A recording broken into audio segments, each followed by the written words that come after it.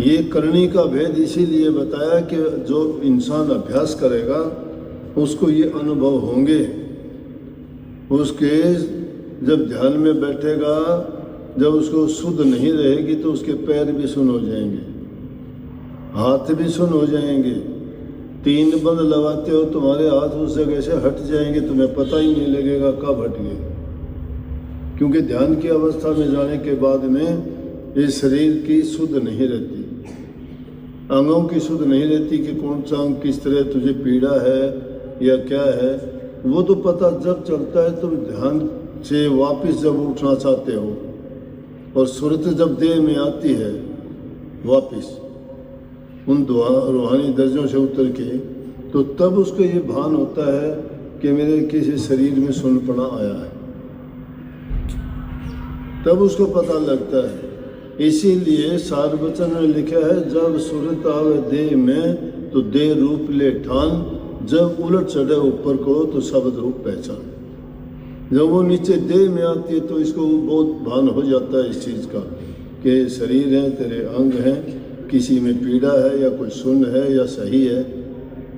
लेकिन जब ध्यान की अवस्था में होता है तो उसको शुद्ध नहीं है, तू घर में है, बाहर है, समाधि में है। हाँ, चेतनता रहेगी उसमें, चेतन रहेगा। चेतन नहीं रहेगा, ख्याल नहीं रहेगा तो उसको इन चीज़ों का वर्णन कैसे थोड़ा बहुत बारी बता दिया, नहीं तो इन चीज़ों का वर्णन नहीं हो सकता। ये तो सिर्फ एक इशारे के रूप में आपको बताया है, वो कहन सुनन की बात नहीं है, वो देखा देखी है। देखा देखी किसकी? इन आँखों से नहीं, ना इन आँखों से देखा जाता है, ना इन पैरों से चला जाता है, ना इन हाथों से काम होता है।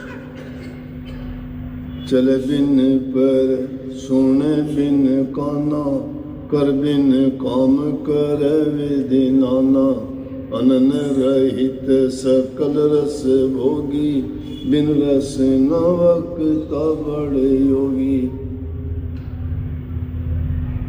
जबान के बिना बोला जाता है, अनस्पोकन वर्ड है वो, अनटोल्ड, अनरिटन, अनएक्सप्लेनेबल। समझ गए? है वर्णनीय है, कौन करेगा वर्णन? कहन सुनन की बात नहीं है, वो करने की है। किया जाएगा अभ्यास करने से। आदमी को अपना मूल चूल परिवर्तन करना पड़ेगा। दुनियादारी की उलझना में और माया के जंजाल और जालों में